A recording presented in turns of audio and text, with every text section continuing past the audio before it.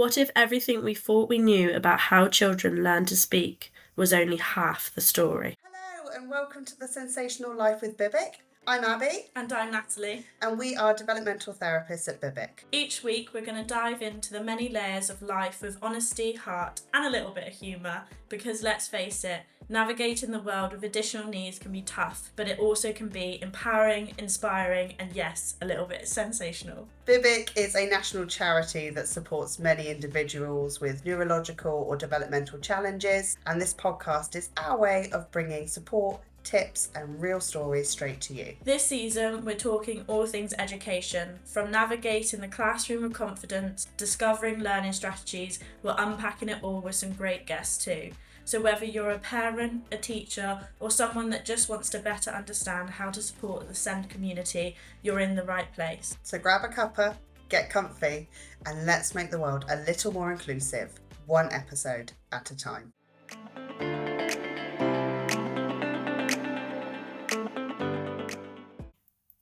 Hello, welcome back to the Sensational Life with Bibic.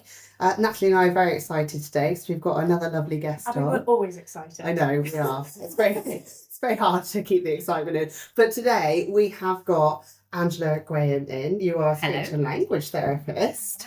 And you are here to tell us about Gestalt Language Processing today. Would you like to tell our listeners just a little bit about you and your speech and language therapy? I would. Okay, so yeah, I'm Angela Graham. I have been a speech and language therapist for 30-something years, 32 years.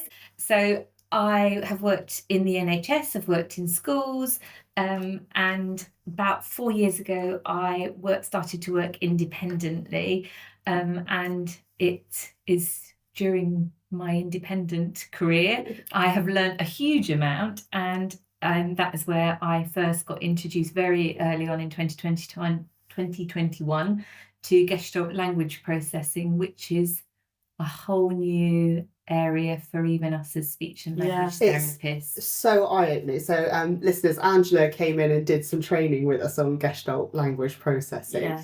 And the entire team, I can tell you now, Angela just sat in awe at you going, this makes so much sense. You should have heard the conversations afterwards. We were all literally like, it was like a hive of bees buzzing, because we were like, but that makes so much sense when it comes to this. And all of our minds went straight to different children about actually the behaviours that you were showing us and the difficulties those children were having. And then as soon as, because I think actually when we go into it a little bit more, I know when I was thinking of it, you did this amazing analogy with the Lego. Yeah. And I feel like I really want our listeners to hear that, because that, for me, in terms of how I notice things, I like physical. And that was just amazing how it was the house, wasn't it? Yeah, it was, yeah. Oh, good memory. Yeah. And actually how... I told you, we loved it.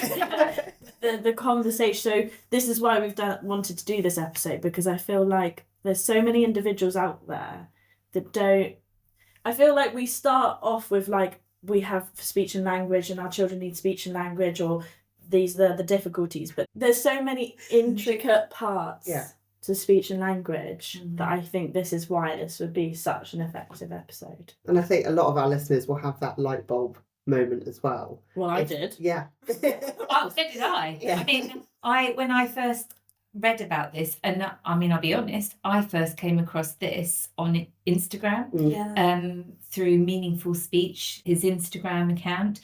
I had never heard the term at all, ever, until 2021, the summer of 2021. It was never mentioned at any point in my training. It was never mentioned at any time in my work. And I think it's just sort of exploded into our field. There is a little bit of controversy around it, but the research goes right back to the 1980s, which makes us question why, as a profession, we're only finding out about this now and able to start applying this to our practice now and help filter that out. Because exactly as you've said, when I read about this, it was just, this really does just make so much sense. It really so many, and it doesn't just make sense, I think, of the children that I was seeing professionally. It makes sense of my own children. So I think we were just saying before about my own family, and I have 3 grown-up children. They are all into their 20s, and one has got an autism and an ADHD diagnosis, and my other 2 daughters are both ADHD. All 3 of the children have had dyslexia assessments and are dyslexic, and the eldest and the youngest also have had dyspraxia assessments. And then last year, my husband, in his mid-50s, found out that he also was autistic. So I think it helps me to make sense. Obviously, I wasn't there when my husband was delivering, but I was very much there when my kids were. And I think it makes sense of some of what they were doing as well, that they were, all 3 of them were Gestalt language processors, and it makes sense of some of what they're doing now. I don't know how much we want to go into this, but do you want me to talk about these?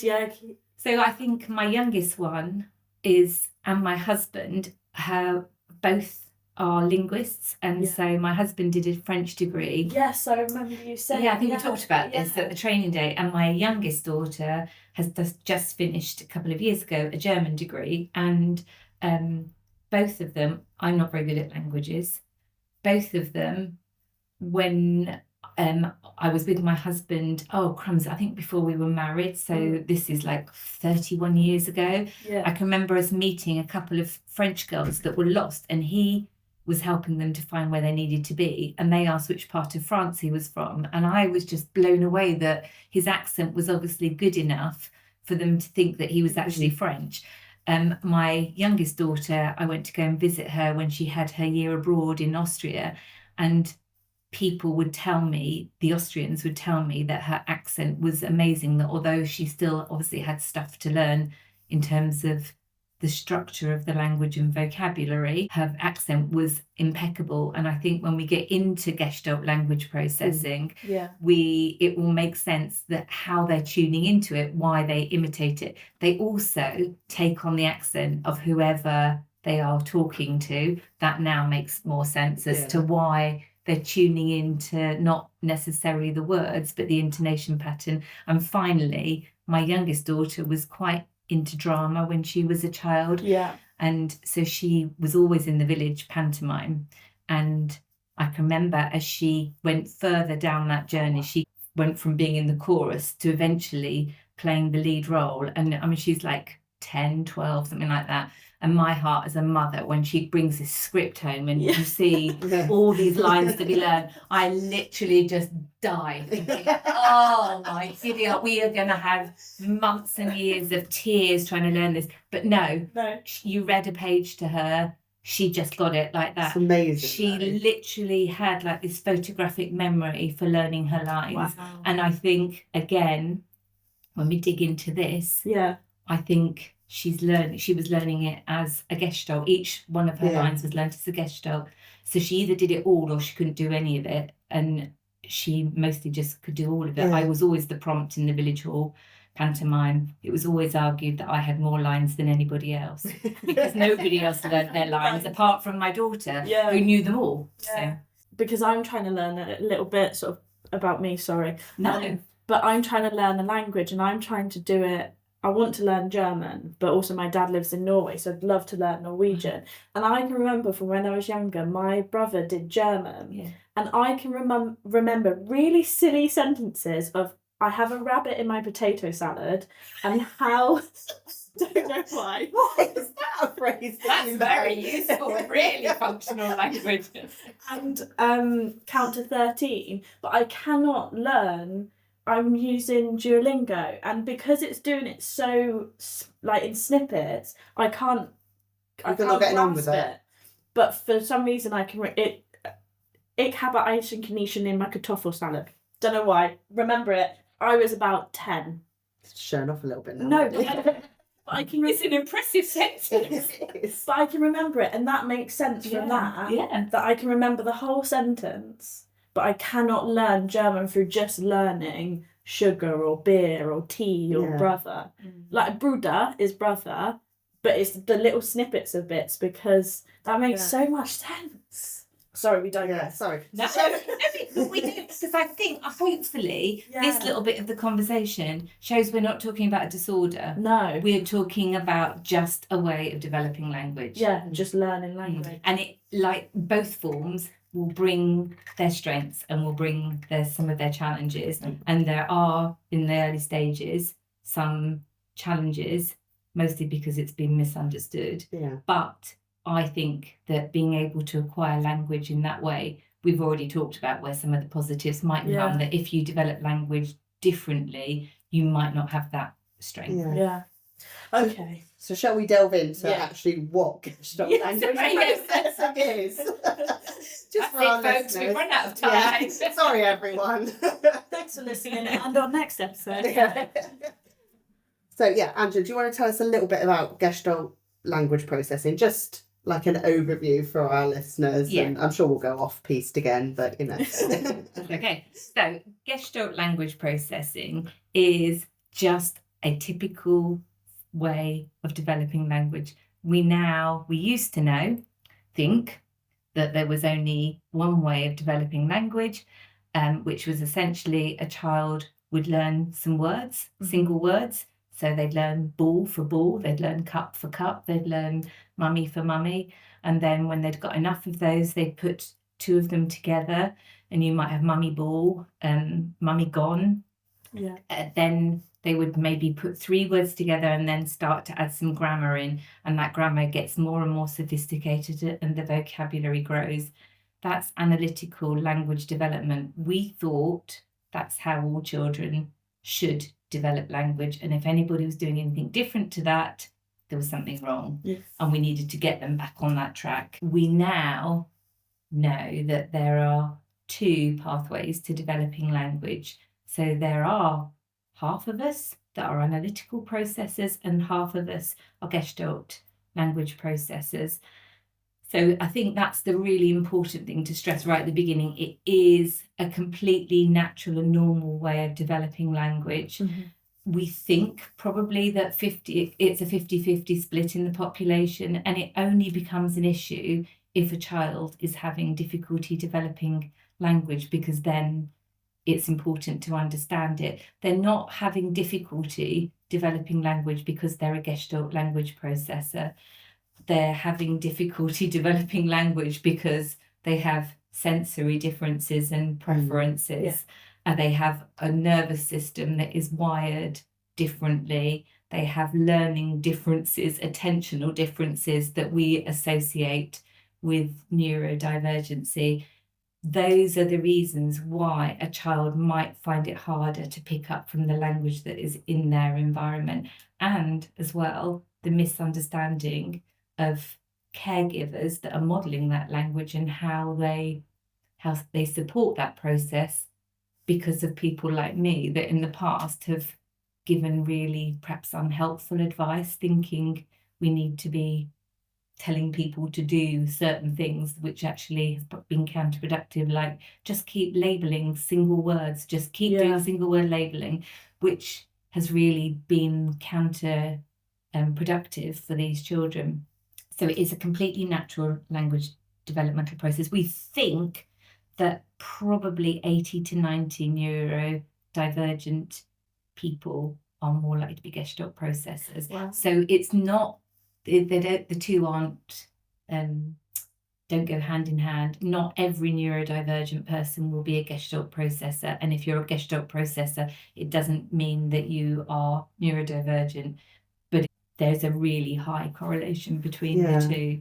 I remember you saying that in the training that we had, and it just blew me away that you've got this almost 50-50 split that you think between analytical processing and Gestalt language processing, but then the significance of within that neurodivergent society that is just so vast and big, and it just everything just kind of clicked into place with me when we were thinking about, you know, children that have come into the centre, people that we know outside and things like that. It's that it just makes so much sense. And I think from how we learn that the bit that got me is how we learn language, because you think even when it, and I don't know, maybe correct me, but like when we learn language in school and reading and phonics and things like that, we are taught to break everything down and learn everything one by, like you think with spellings, isn't it? Read it, cover it, write it. You're doing it one by one by one. When actually if you think potentially 50% of your classroom is a Gestalt processor, that's not going to work for 50%. And I think that bit was quite astounding to me, because I feel like a lot of time when we have conversations like this, it always goes back to our education system and things like that and how we learn. But that's what always astounds me, is this information isn't transferred into... Well, you think about when we were at school, it was very much, this is S, it was sight reading. That's how I learned to read. And then phonics came in, where you break it down. And phonics has come under a lot of scrutiny recently because it's not necessarily hitting all the targets for the children. Well, how do you get those sounds to work in words that aren't those sounds? Because you're a Gestalt processor, that's why. That's what I mean. It's frustrating. What was working when we were at school for potentially half the children wasn't hitting those who were analytical learners and needed it broken down. And now it's almost the phonics is not catering for the Gestalt processor. So it's trying to find that balance. Getting back to Gestalt language processing. So analytical learners, just to recap, they will learn by building up. Yeah, so I think we talked about analytical children, that they take when they are hearing somebody talking. So you've got a little baby, I don't know, about a year old in a room, and there's people around them that are either talking to the child or talking around to each other, but the child's in the vicinity. That analytical child can hear the individual words, won't understand what they are, but can hear that what's coming out of those other people's mouths is made up of lots of individual chunks, which we would call a word. So they can hear the break between the words, and they will tune into keywords, usually nouns, at that initial stage, and they'll see that the noun is linking in to a something that person's holding or looking at or doing. And so they then begin to make the link between this word and a something. So they assign meaning to that. Noun. So the word has got a meaning, and it usually is to the object or an action, but usually an object in the very first instance. A Gestalt processor, if they're sitting in the same room as that other 1-year-old baby, we've got a 1-year-old Gestalt processor, hearing the same language. They are not able to hear the individual words within the sentences that are being said. They are tuning into the intonation pattern that is holding all of this together. So they hear a string of sounds that is clumped together by an intonation pattern. They love the intonation, the rise and the fall of our speech.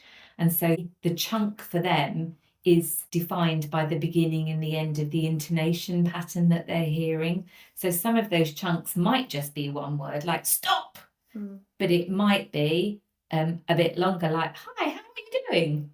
And so we know, hi, how are you doing is actually 5 words. They're just hearing a string of sounds and that intonation pattern that links it together. So they would learn that as a whole chunk. It could be much bigger than that. It could be half an episode of Peppa Pig, could be the whole episode of Peppa Pig, could be an advert, which was my middle daughter's. She'd do that. She'd just recite whole adverts completely off by heart. And she's quite little at this point where she can recite a whole advert. And so the chunk can be anything from a single word to a huge piece of language that they're hearing. They usually then will snatch those pieces of language that they're hearing, those chunks of language, in a moment that is meaningful for them. And the meaning behind that section of words is usually linked to what they were experiencing at that time. So their first chunks of language don't relate to an object, but relate to their own experience. And so I think I gave you an example of carrots and broccoli, where a child this was one that I had heard, where a child had got a gestalt of carrots and broccoli, which when you hear that, you would think they were talking about food, maybe that they were hungry, that they wanted something to eat. But no, this little boy had previously, sorry, this is a bit gross, but had been sick at school. And obviously somebody has said at the time, carrots and broccoli. The words, he snatched those words in a really highly emotive moment for him. It doesn't always have to be negative, it can be positive. And stored that. And so the meaning behind those words for him, if he said them again, weren't going to be anything to do with food, but more likely, I don't feel very well. I think I might have used this video when I came and did the training with you, but a little boy that I was working with, that when he'd had enough of something, he would use the Gestalt 5 minutes and it's time to go out to play. Yes, I remember you said. And that has come completely from school, which is basically he's taken this chunk of language, which means this is coming to an end. And so for him, that chunk of language is meaningful for him, that something is finishing. So when he's had enough of something, that's what he'll say. It's not when he said that to me in the video I showed you, we were at his home, we weren't going out to play. But it was what he was clear. I've had enough, actually. I've had enough. We're not doing this anymore. We're not reading this book anymore. Please, let's go and play something else. So yeah, absolutely. So those chunks are their first meaningful unit of language. We can't take them literally in the way that we can be more literal in how we would understand an analytical child who's using a single word. They can be literal, but we can't necessarily associate that. We have to go back and try and find the moment where the child first snatched that language or took that language to work out what it might mean to the child, so the context in which they first heard it. Those chunks then, they will then try to break down, so not at first breaking them down into individual words, but breaking them down, they'll start to see patterns within these gestalts that they've got. So if you've got let's go or let's find Teddy, you could imagine those two could be gestalts that the child has heard. Those let's go would be really useful, because that's like, right, and we're out of here, or this isn't very nice, so we're leaving. That's a useful phrase to have. Let's find Teddy might be something that is said every night before you go to bed, and it's almost like it's bedtime type of thing. And so the child has got these two gestalts. When they're in stage 1, they can use let's go or let's find Teddy as a whole or nothing at all. They can't split it up. But in stage 2, they start to go, oh, hang on a minute, that let's I can hear that as a chunk within these big chunks. So maybe I can just take that let's bit out of let's go and let's find Teddy. And I can see that is like a mini chunk within these big chunks of language. So they start to see patterns within, as they've got enough gestalts to find those patterns. And then they can combine one chunk with another chunk. And so that is sort of, stage 2 is either called mitigation, which is a long, and I don't think a very user-friendly word. I personally don't like it, but mix and match. So they either can just take a bit and just use it on its own, they've taken a chunk off, or they can take a chunk from one and a chunk from another and put them together.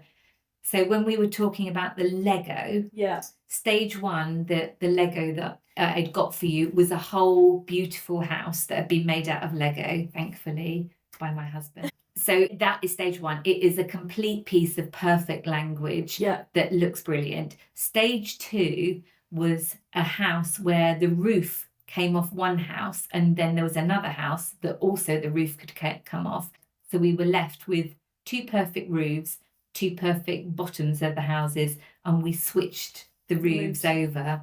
So we couldn't get down to the individual bricks, but we could take a chunk from house number 1 and put it onto house number 2, and take a chunk from house number 2 and put it on house number 1.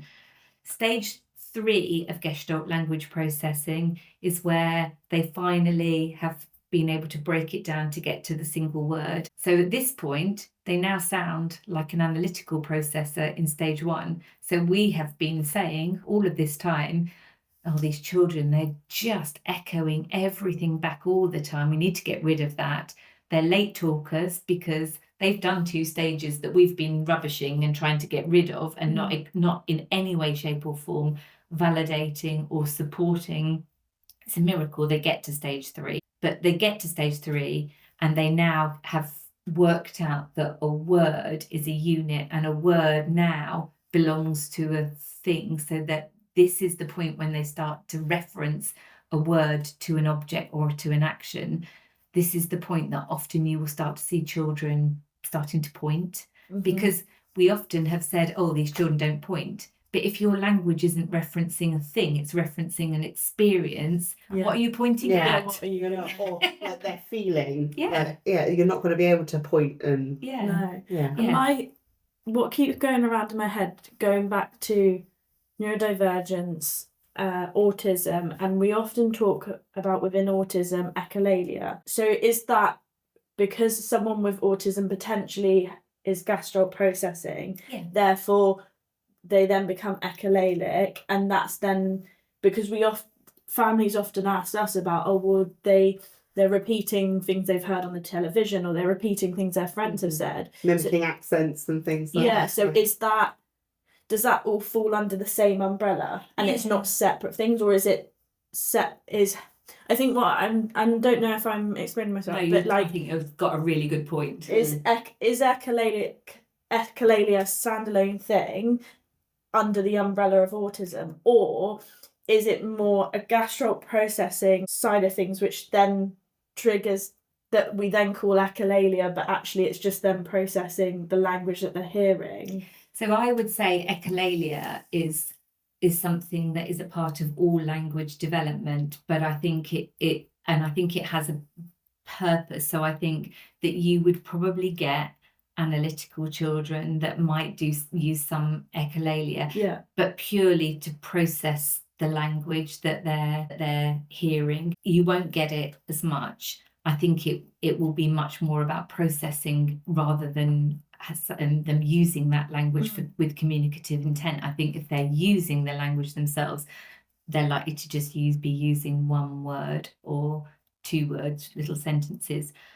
Our Gestalt processors will immediately echo something back, and I think that's probably the important thing to distinguish between immediate echolalia, where you say something and the child copies it back. That's immediate echolalia. That is not the first stage of Gestalt language processing. And all of us will use immediate echolalia fairly frequently, and it's almost a way of processing or just checking in. So I would still do that. You might say something and I might repeat your words just to check that I'm storing that in my working memory, but I'm also just checking in with you that I've got it right. So immediate echolalia has a real value.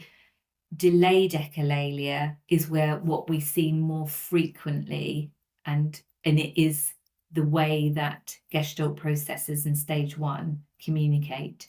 And then it's finding what they were maybe feeling in the moment of that thing that they've... that makes sense. So then actually the conversations we have with families when we're talking about that is actually what was happening in that moment, going back to carrots and broccoli and things like that, and then combine. That's or what was happening if they've got it from Peppa Pig or from some media, because they get lots from media, because if you think they're tuning into intonation rather than the words, then anything that has got a lovely rich intonation is going to be more appealing to them. So they love singing, but they love accents. They love so you might even find that they're repeating back not just English, that they love watching Spanish TV. They'll watch Dora the Explorer. I don't know whether she's still out there, but my little one she's not little, she's 23 now, but my youngest loved Dora the Explorer, and probably when she was little would have as happily watched it in Spanish as she was in English, because it's not the words, it's the intonation. And actually when you say it in Spanish, it's probably got much more intonation. But these kids love languages, and I'm sure you have been exposed to this as much as I have, but children's TV, American children's TV, is the Miss Rachel has got the most, for us, we just go, oh my goodness, no, I can do 30 seconds of this. But for a little Gestalt processor, she is bang on it. And they will get language from her, because when she's going, hi there, kids, let's That for a Gestalt processor is literally, quite literally, music to their Well, ears. you said Dora, and I'm literally in my head, all I'm going is no swiper, no swiping. Yes. Yeah. And I'm like, how old am I and how long ago was it? But yeah, I can remember that from my daughter going, swipe. But you're relating it. Yeah. You're relating it to that moment. Yeah. Yeah. But we have to go back to where we think they found that language in order to try and understand what that language might be meaning. If it doesn't seem to be making any sense, it might not make sense to us, but it probably is making sense to the child. Sure that, and what they're feeling or what they're trying to communicate. See, this is why we loved it so much. I know. Even now, still talking about it is going in my brain. So how can parents or educators identify Gestalt language processing? Okay, so I have tried to write a list of things down here because I did say that I was going to go off and waffle too much. So I'm really sorry you didn't. No, I've loved it. So I think the things that you might spot is some of the things we've already talked about, that you might find that your child is repeating chunks or maybe really long bits from programs that they really love. So it might be from actual videos, it might be from books. I can remember that my middle daughter could recite Eddie's Off to Find His Teddy. I can't remember what the book's called, but she could recite the whole book, and a poem that was about, I just remember there was a bit bang bang bang, she whips a pistol from her knickers and bang, the revolting rhymes. Yeah, but she still can. So she's 26. She could still tell you that, and it's a whole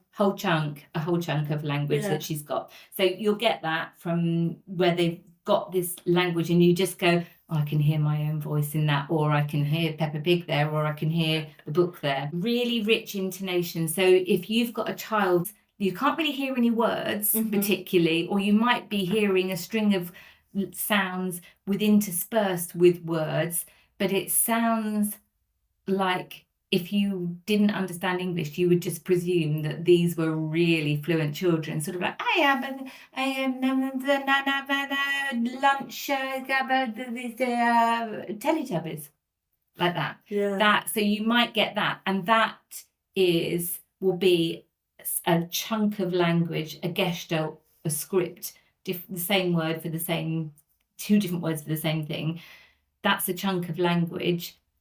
These little ones that are Gestalt processors, one of their disadvantages at this stage is that their first chunks of language are going to be not necessarily one word, hopefully not one word, because if we're thinking that stage 2, they have to break it down. So if you think of an egg timer, the Gestalt language processors start big, and they make it smaller and smaller and smaller till it gets to the bit where the sound goes through. And then once they've got it down to a single word, that's the bit where the sound goes through. Then it starts to open up, where they then start to combine the words and add the grammar in, and it gets wider and wider and wider. An analytical child has only got the bottom bit of the egg timer to do. And so if you're starting with big chunks of language, your motor system, your muscles aren't developed enough usually to make all the coordinations that you need, all those multiple tiny movements that you have to make in your mouth. And particularly if you're neurodivergent and your sensory system is working differently, you may not be as aware and in control of the movements in your mouth, which are the most delicate of all the movements that we do. And so they've got what's in their head is stored perfectly. What comes out of their mouth is the best they can do to organise the multiple movements to express what has been stored perfectly in their head. So you might hear that singing without words, you might hear them, and you can really hear that there's a tune there. You might hear them singing and you can hear the words, and they really love music.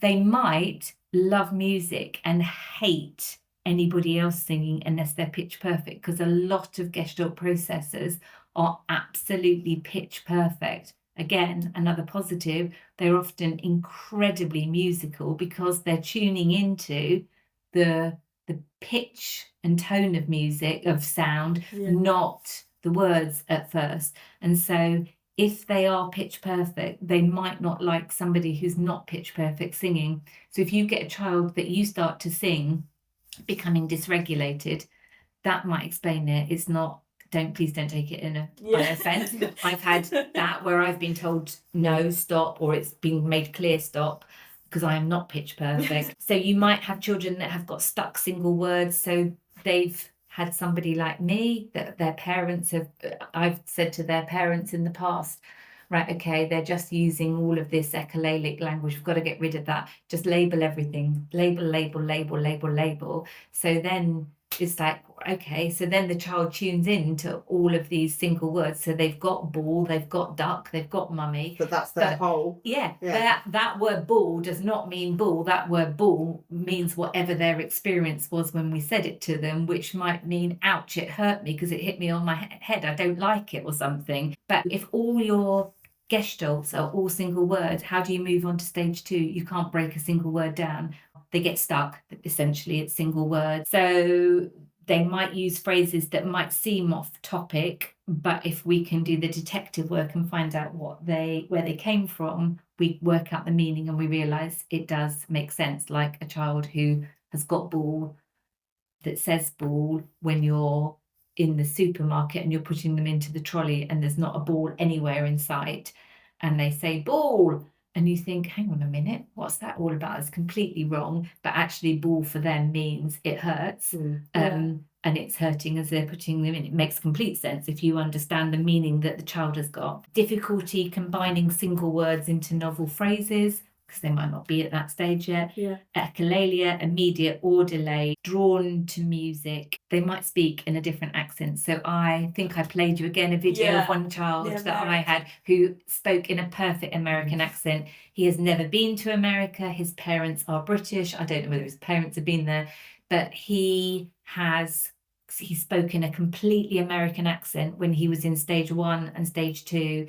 And as he started to release those words and then start to be able to make his own sentences, once he'd broken it down into individual words, his accent changed into an English accent. It was I remember never seen anything like that. It's amazing to watch this happen. And so you might have a child that speaks in a different accent. And is it possible when they go for, because I really like that analogy of the timer. So is there a potential when they go from, say, like stage 2 to stage 3 or stage 1 to stage 2, that there's what may be perceived as a regression? So their language, they might not be using those full sentences that they used to. And people, I think, absolutely, you become worried at that point, don't you? Because you're like, oh, but they were talking and now they have whole sentences and now they're down to that's such a good point. I thank you, because that is exactly what people might feel like. There is a regression. But it's a massive positive, because before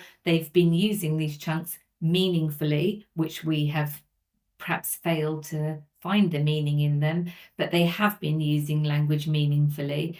But suddenly, once they can now make their own sentences rather than having to take chunks from language from people around them, they now are sounding like they've gone backwards, because from having gone from being able to speak in great long paragraphs, now they can only say single words. And if you've got an older Gestalt processor who gets to stage 3 when they're old enough to be more self-aware because of other stuff that is going on, where their sensory needs are, maybe it's been difficult to meet those needs, that their language is developing at a different rate to their peers, they can find that really a bit embarrassing and a bit awkward.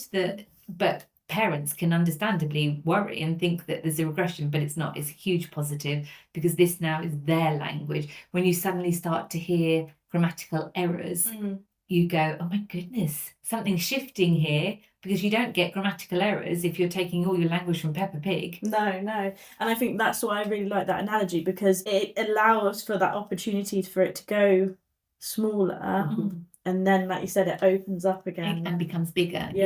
But it's flexible once they get to that bottom half of the egg timer, and that's the difficulty. I think that one of the misunderstandings is that these children don't understand language because we ask them something. There are multiple reasons why they might not do what we ask them to do if we ask them a question or we give them an instruction. Mostly it could be because it's not motivating or interesting, because they're neurodivergent, and so they have a very different nervous system and a very different attention system, and it's just their thinking and their attention is on something completely different.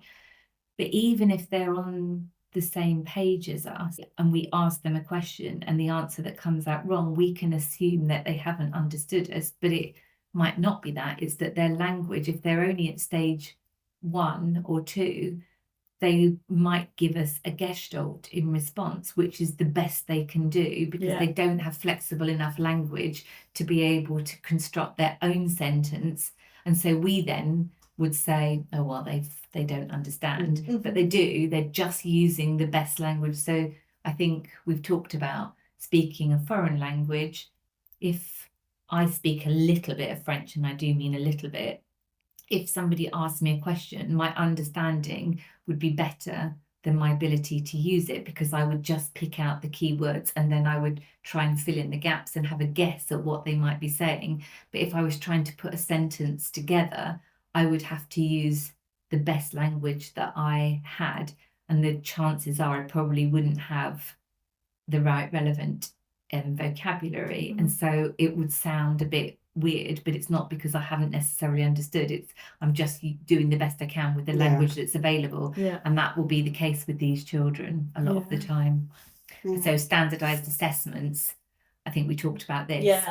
We have to be I think we have to be so super cautious with any standardized assessment with a neurodivergent population, because they've been standardized on neurotypical children. But I think we especially have to be careful and not use standardized assessments with Gestalt processors, and certainly not in those early stages, because they will get a score that doesn't reflect their actual language on, so we have to rely on observation and language samples.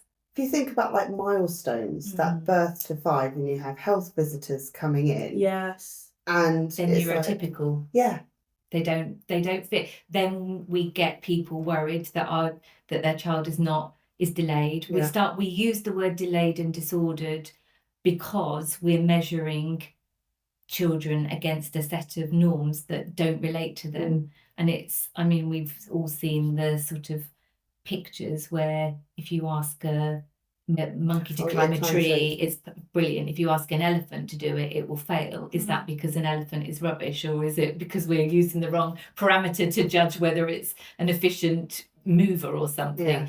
And I think that once we start to understand neurodivergency better, I think it will call into question, you're right, education on so many levels.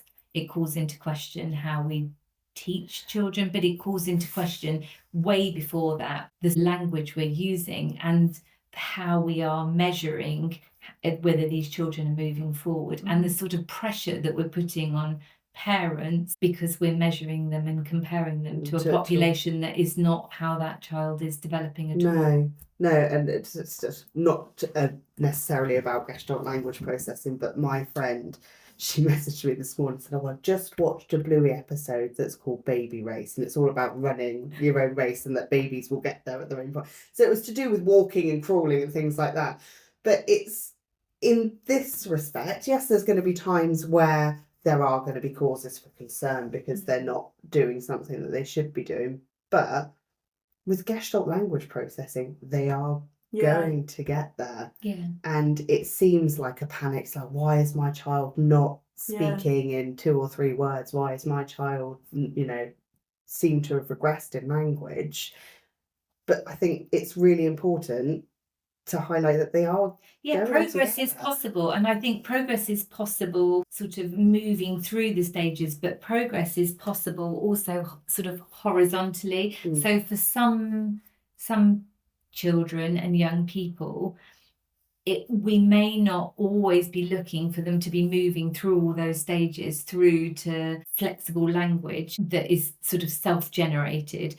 But maybe what we're looking at is just creating such an enormous base of gestalts that it is functional, and that if you're taking all of your language from media, it's really hard to see the pattern. So I think that's really important, that is not in any way, shape or form making a judgment on screens. I'm just not. I think that is that's another podcast, isn't it, entirely? It's massively regulatory for a lot of these kids, and they're learning lots. So I'm not saying we shouldn't be doing that, but I think that when we're speaking to children, that if we can adapt our language, we're going to give them language the best chance of being able to acquire language which will enable them to move on. But what is really clear is that there are autistic adults that, now we are understanding this, will tell you that this is how they communicate full time, that they don't think that they ever would make their own sentences, that they just have this phenomenally large base of gestalts, and they communicate entirely in gestalts. And I mean, all of us use gestalts at time. If I go to Tesco's later on today and you go to a checkout, somebody will probably say to me, "How are you?" And I'll say, "I'm fine, thank you. How are you?" It's a gestalt. That's a social construct. I don't know this person. It's not that I don't care at all how they are, but there is none of that is about actually asking how that person is. It is just, it's a script that they say that bit, I say this bit, it's a script. So we all use gestalts at times. And I think that is really important. I keep having like mic drop moments. I work with a girl, she's like a fitness coach, and she always like lightly takes the mick out of me, because she'll go, "How was that?" And I'll be like, "It's all right, thanks." But she's like, "Well, what does that mean, Natalie?" And I'm like, "Well, I don't You've asked me a question, that's the automatic. I don't actually know, but I know it's quite short, but then it makes you think, actually, that's just a... See, that's just I was like finding that really interesting. So I was like, when I was trying to think about what to say about like the milestones, I was sat here trying to put the words, like single words, so it made sense in my head.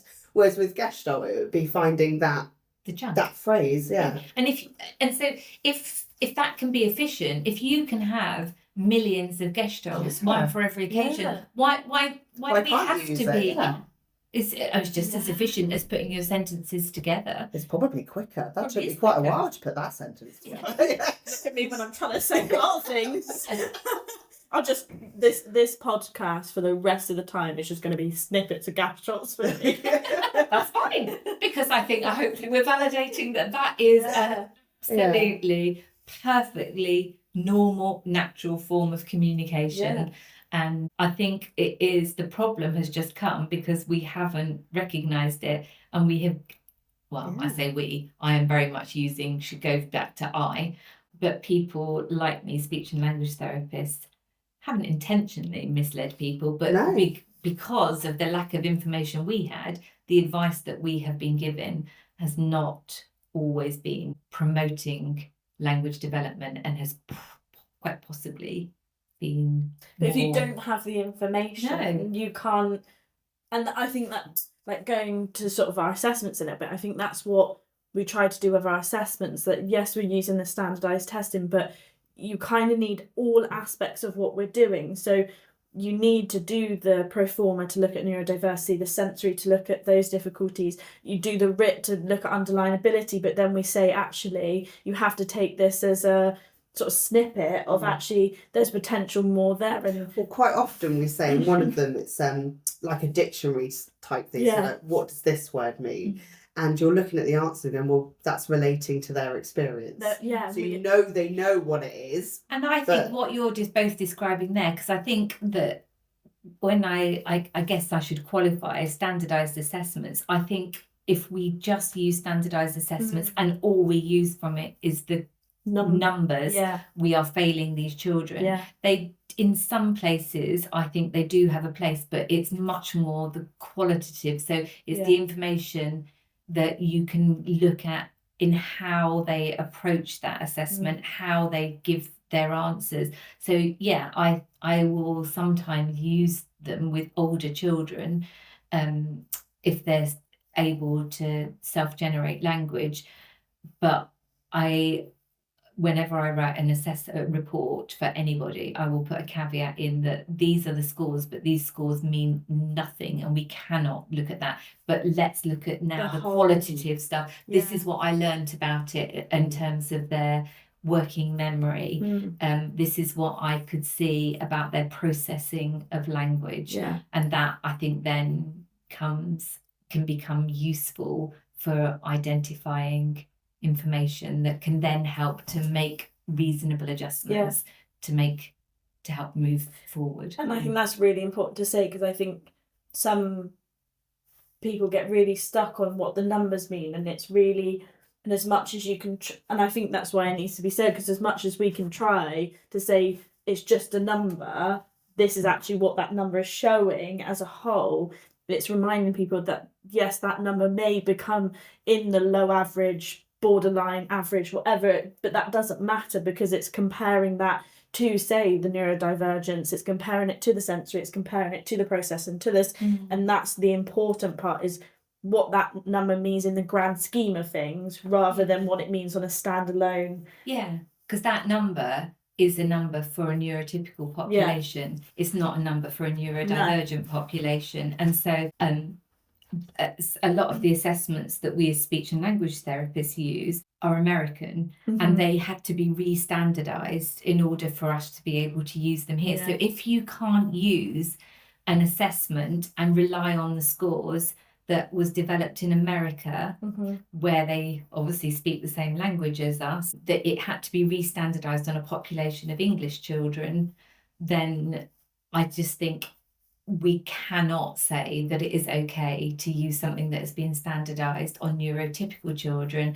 and apply any of that information number-wise to a neurodivergent population. So yes, we can get qualitative, so we can describe what we see, but the numbers, I think we have to very much dismiss and say that is exactly as you were saying, that those developmental norms that you've got in the baby book when they're read, all of those are for a neurotypical population. The scores in these assessments are for a neurotypical population. So they have their place, but do they help us to understand a neurodivergent population? It's not a blanket rule for everyone. No, they don't help us to. All they do is identify and see need, and they don't help us to see where we might change things. No, I'm just aware. No, of the I know. time. I'm so sorry. But we are because I think it's brilliant. So fascinated by it all, and I really want you to be able to impart your knowledge for our listeners. I feel like you're going to be coming back quite a few times. We've done about 6 different podcasts in one episode. Well, that's me. I'm just it's like waffle on about anything. That'll be another podcast. That'll be anyway. Come back. Anyway, Gestalt. Can you just give us effective strategies or tools to encourage meaningful language in Gestalt language processing? Yes. So I would say that again, I'm going to go to. Are we on question number 6? We've skipped. We've definitely skipped them here. I was looking at the questions. Like we've covered. We've hopefully covered them. We've covered all the stages. We've cut. So I think I've got. Hopefully, we will be able to cover this quite quickly. So I think it's really key if you're. For speech and language therapists, we are not diagnosing that a child is a Gestalt language processor, because it is not wrong. It's a normal, natural developmental process. So we might want to identify it so that we can make sure we're putting the right supports in place, but we are just identifying their style of language. We are not diagnosing anything. I think whether you're a speech and language therapist, you're a parent, carer, teacher, number one rule is prioritizing regulation. Our ultimate goal, from my perspective, and will be yours for a lot of the children you're working with, is that we are looking at developing and promoting language. But if we start by just looking at language, we can be the best role models of providing a beautiful language model for these children. But if the child themselves is not regulated and not engaged, then there's no point in us doing that, because the child is either focused on their own body, or if they're dysregulated, and so all their energy and attention is going to be in either trying to get regulated if they're an active regulator, or just consumed with that sensation if they're a more passive regulator, but they're definitely not on the same page as you. Even if they're regulated, then we want to support engagement, because they might be beautifully engaged, but they might be beautifully engaged in the corner, and our language that we're modelling is about something completely separate. So again, they're not going to be benefiting from it. So step number 1, prioritise regulation at all costs. So anything that you can learn about your child's emotional and sensory systems and help them to feel comfortable, that's step number 1. And go back to series 1, episode 1, 2, 3. Yes, indeed. Yes. So go back and listen to all of those before you do anything else here, because literally without regulation, it's pointless. I think when I came and spoke to you, I showed a staircase, and I think if you imagine a staircase, the top of the stairs, from my professional perspective, is a child that is able to communicate effectively, that is able to use language to problem solve, to think, to learn, and to be able to engage with meaningful people for them. But the bottom step is regulation. The second step is engagement. The third step is where we start to think about language. So we often start standing on the third step, and all our goals are around the third step, and actually the child's at the bottom of the staircase, and and we then wonder why it doesn't work. And a puddle on the floor, not wanting to pay attention to, because they're overwhelmed. So regulation. Presuming competence. So I think, again, this is going back, we have presumed incompetence, so we want to presume competence but ensure understanding. So please do not think that because a child is using echolalia that they don't necessarily understand. I think it's really important to do that. Be a detective. So if you're hearing a child using a Gestalt, a script, be a detective. Go back and try and find where you think it came from, and then find the meaning.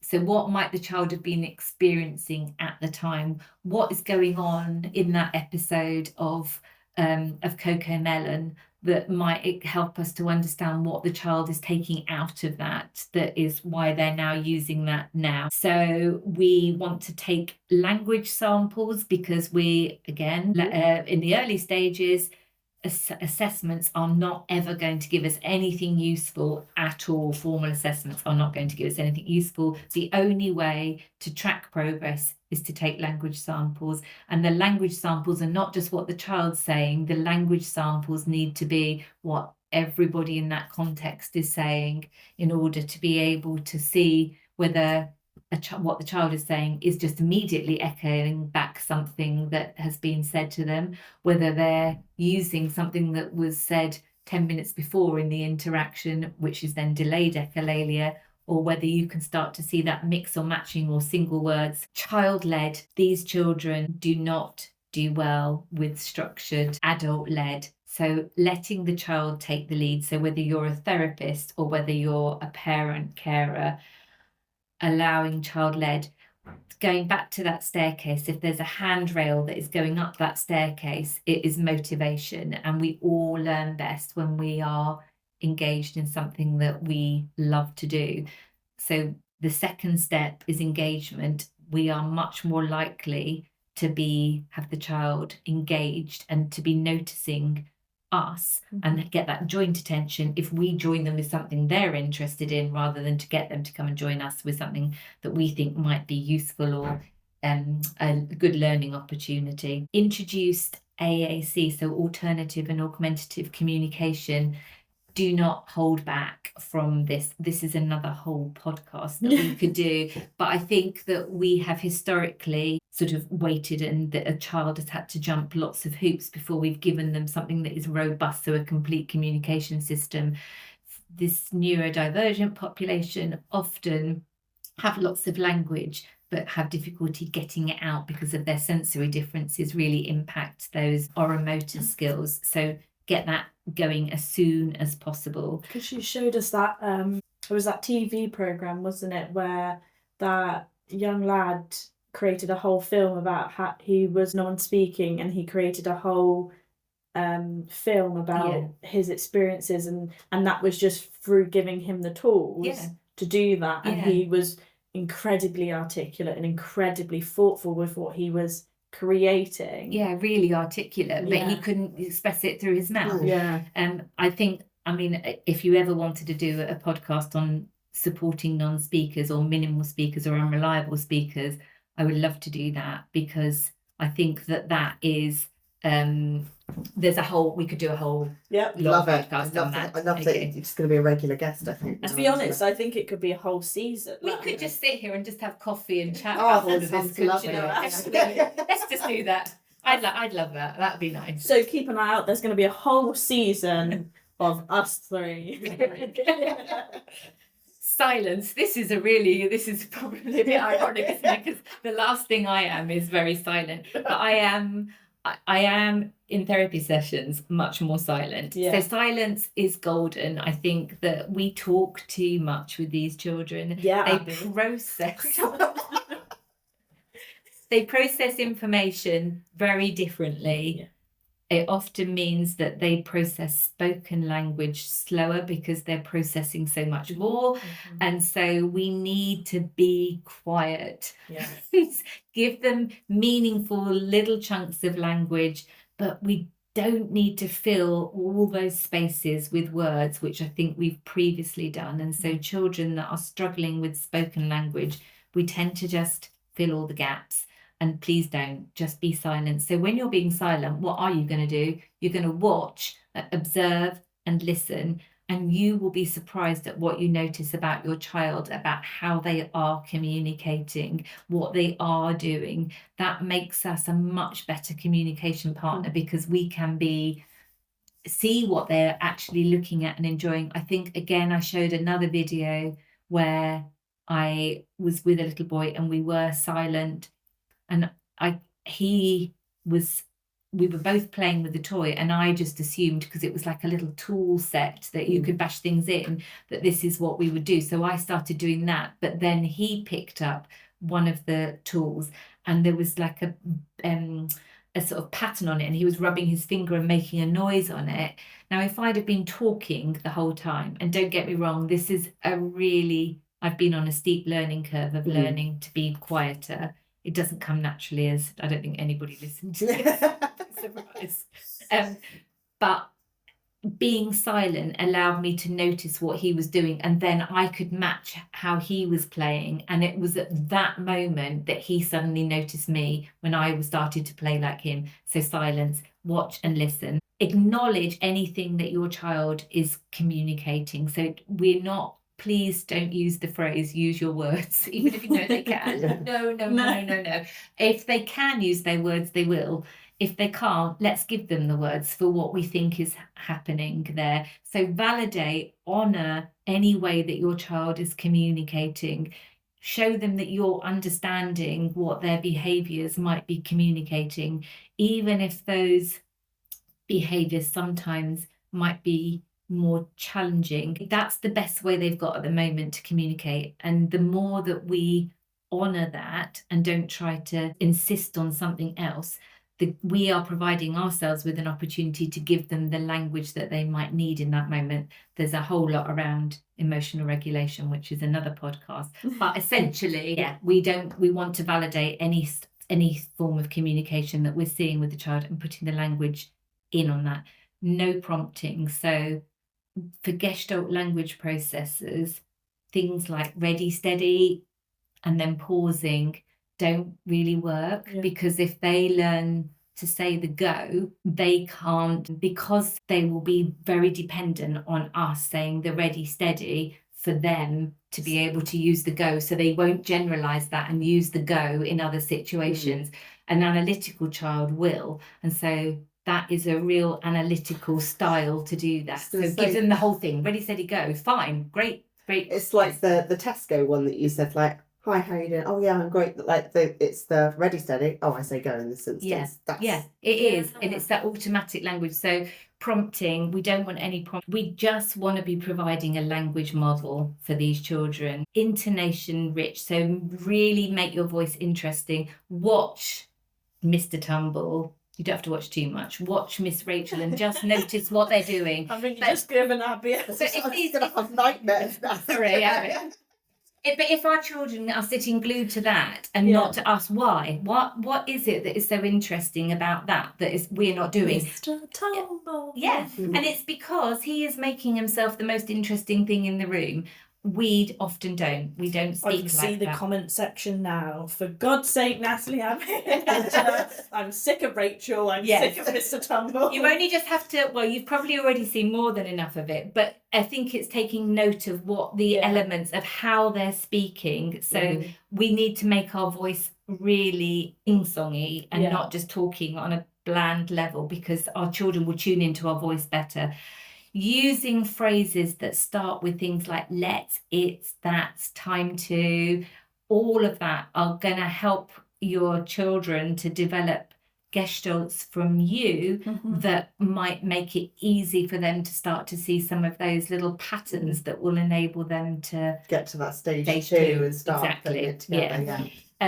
Reduce questions. Questions do not help anything. If we ask a question and a child can answer, they haven't learned anything. So a question to get information, fine. A question to say, what's that? What's it doing? We're testing a child. That if they answer, they haven't learned anything. If they don't answer, we've probably dysregulated them or we've broken the engagement, but we haven't also given an opportunity to give them some language. So reducing questions and instead comment and describe what you can see using those little phrases.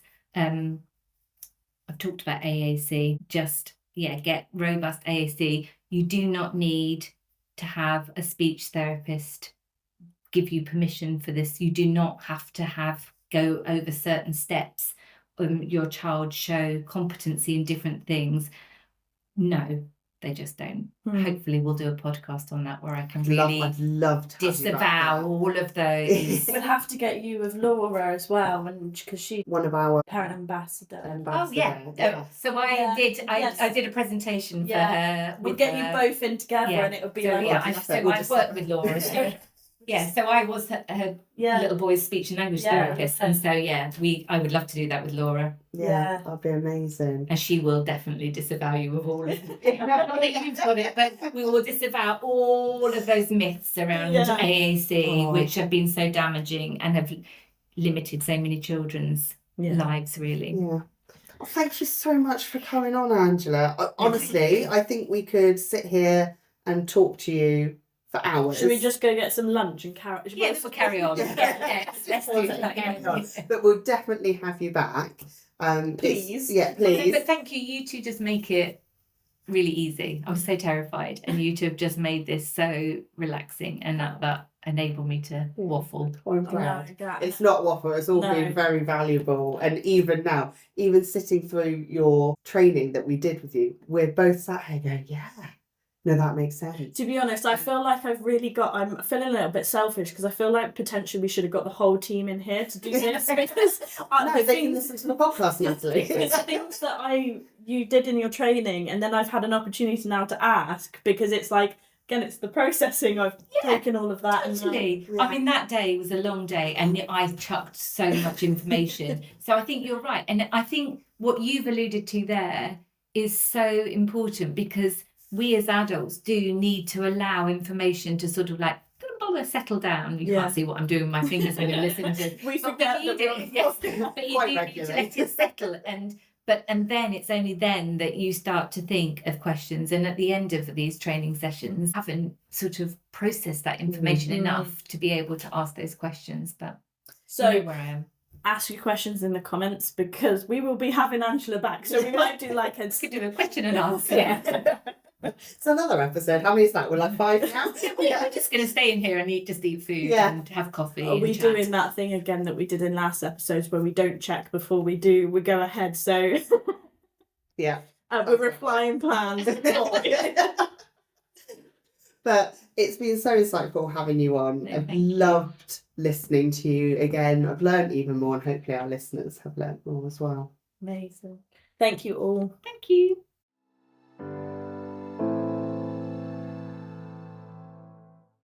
Thanks for tuning in to The Sensational Life with Bibic. We hope you're leaving with new insights, fresh ideas, and a bit more inspiration than when you press play. If you've enjoyed today's episode, don't forget to follow or subscribe. And if you have a moment, leave us a review. It really helps us reach more listeners and grow this amazing community. If you've got a question, a story to share, or a topic you'd love us to cover, we'd love to hear from you. Email us at thesensationallife@bibic.org.uk. And don't forget to come over and say hello on social media. Follow Bibic to stay up to date with episodes, extras, and maybe some behind the scenes bits. Until next time, keep it sensational.